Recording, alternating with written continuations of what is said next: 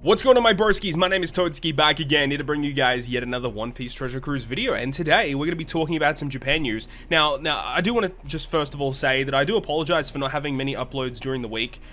Just lots and lots of stuff was happening, and unfortunately couldn't get around to making too many videos, but it is the weekend now, so hopefully I can pump out a couple of videos out for you guys. I do apologize once again, but I do appreciate you guys still sticking around and watching the videos and stuff. Truly do appreciate it. But I digress. Let's talk about the new stuff on JP, which is interesting because it's a new super evolution. Mihawk.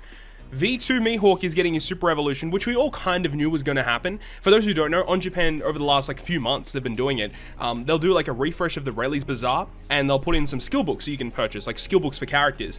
And typically the character they put in the shop is the character that gets the new super evolution. They did it with V2 Zora, they did it with V2 Sanji, they did it with V2 Mihawk.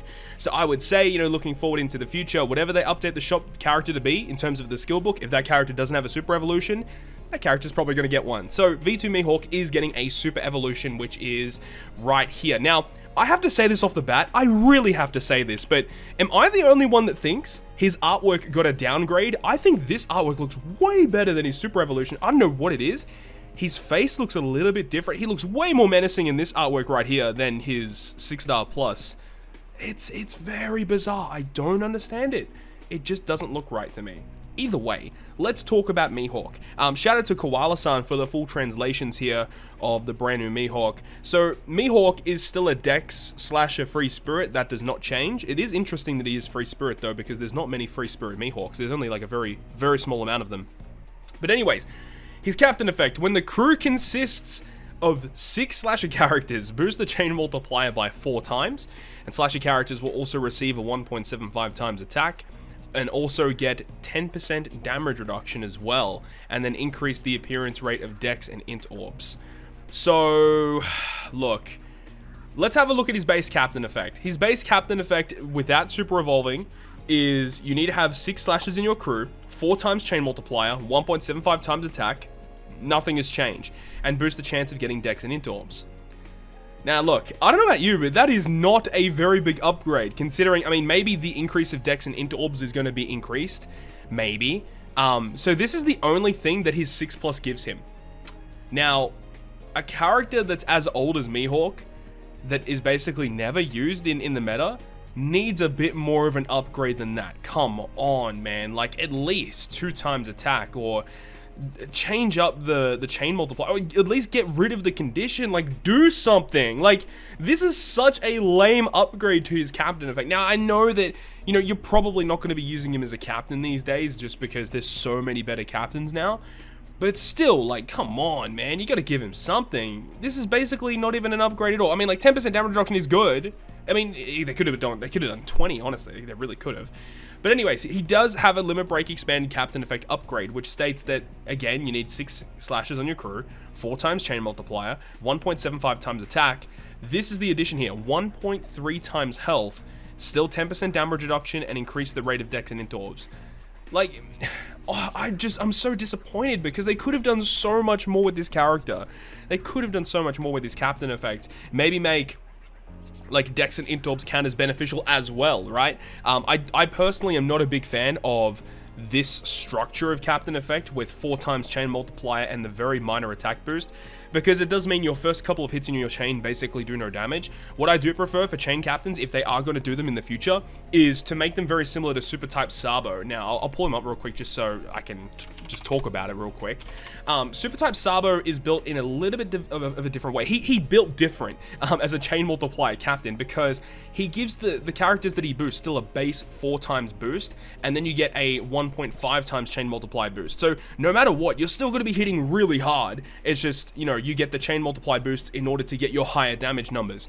So what I would have preferred is if they potentially switch this up. So maybe with a key limit break, maybe 3.75 or 4 times attack, and then what's Sabo again, a 1.5 times chain multiply boost? Maybe make it, a 1.3 times chain multiply boost or something. Something like that, I think, would be so good. And then you can keep the condition, because that would be an amazing captain effect. Now, yeah, I do know that his ceiling is actually quite high. Like, if you hit all your perfects, you've got your 1.75 attack boost, you've got your whatever the chain it is. I think it goes into like 25 times with base, with double Mihawk. So yeah, obviously you can get to some really high damage numbers, but only against one enemy is where this is really going to shine. I'm not a big fan of the construction of these type of captain effects. I've mentioned in the past as well. I know that there are people out there that absolutely adore them, and obviously for characters like this, they're gonna love that. But just personally speaking, I don't like this. They really could have gone a different route and made him so much better than what he currently is. I do think he's still going to be used to clear content. I don't think he's actually unusable. You could definitely still use him. Plus, slashes are so good right now anyway. But it's just, they could have done a lot better, right? Let's talk about his special, though. So before, let me pull up Mihawk once again. So Mihawk before, his special ability was okay, I would say. So it will go ahead and, yeah, 25% health cut, only to one enemy. If you have 4 more characters with Dex or Int orbs, you get a 2.25 times orb boost for 1 turn, and you lock those orbs for 1 turn. Otherwise, it's just going to be a 2 times orb boost to your slashes. Pretty basic stuff. Now, with his super evolution, he is a 25% health cut to 1 enemy still, but it ignores any defensive effects. That's nice. And then for 1 turn, boost the orbs of slashes by 2.25 times. That's pretty good, right? When there are 3 or more crew members that have a Dex or Int orb, for 1 turn, lock those orbs, and then after 1 turn has passed, you will get another 2.25 times orb boost. Okay, I kind of like this, actually. I think this guy's going to definitely see more play as a sub, but actually one thing I would like clarification on is it says, you know, if 3 more characters on your crew have Dex or Int orbs, does that mean, like, you know, you only get the chain lock, you only get the orb lock, sorry, or does that mean that in order to actually get the orb boost in the following turn, you need to have those Dex and Int orbs again? If that's clarified, that would be awesome, but I'm pretty sure you're going to need, you know, those Dex and Int orbs to get the full, you know, the second turn of the 2.25 orb boost. Because if this is just, you know, you're always going to get the 2.25 orb boost, like, this character's actually insane. He's got a great special. But look, there's so many good slashes in the game right now. Do I realistically think that this character is going to be used over someone like Roger or Odin, for example? Probably not, but this character's still good. Like, his special's pretty good. I just don't like his captain effect all that much. So, do we have a Rumble effects here? I don't think we do, right? No, we don't. What does he do in Rumble? When there's 70 seconds or more, you do a 15% health cut in large range. That's alright. It could be better, though. And then when remaining time is 70 seconds or less, 30% cut to large range. And then Dex allies get level 7 attack up. Wow, that's interesting. Huh.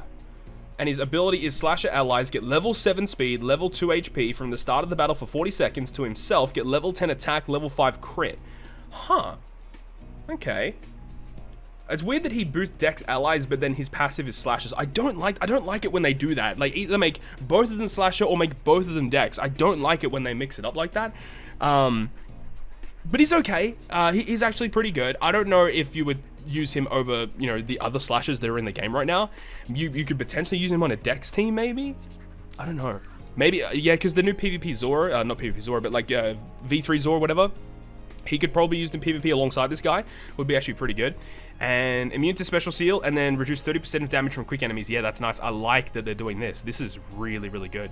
So yeah, Mihawk, look, honestly, he's just okay. I can't say he's a good super evolution. I mean, look, I definitely prefer this Mihawk over the Sanji we got last month. I definitely think that this Mihawk might see a bit more play than the Sanji. But it just sucks that, like, the last 3 super evolutions we got with V2 Zoro, V2 Sanji, V2 Mihawk have all been, like, kind of mid for me. And none of them have been, like, game-breaking or insanely powerful. Like, some of the other older super evolutions when they first came out were so insane that you would want to use them over, like, debuting legends in some cases, right? Like, I just keep thinking back to, like, V1 Katakuri 6+. What an amazing upgrade that he got, right? Of course, it's depending on the situation, but when he first came out, he was insane. I mean, like, Legend Garp, when he came out with his Super Evolution, V2 Rayleigh was still pretty good. I mean, there's been a couple of, like, really good Super Evolutions that came out and have been absolutely game-changing, but the last 3 that we've had haven't been that, which is really upsetting to see.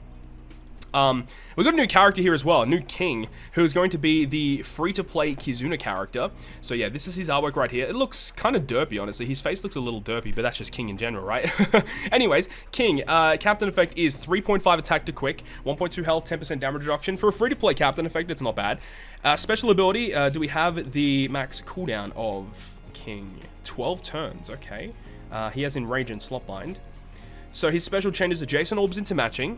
reduces 6 turns of chain coefficient reduction and chain lock.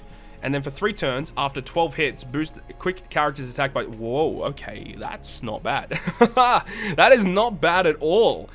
It definitely giving me vibes of Ambush Linlin. But Ambush Linlin is much better, because her attack boost is for 2 classes, and her utility is a lot better. But this is not bad either. This is kind of like a nerfed version, in a way, of Ambush Linlin. Adjacent Lord matching is okay.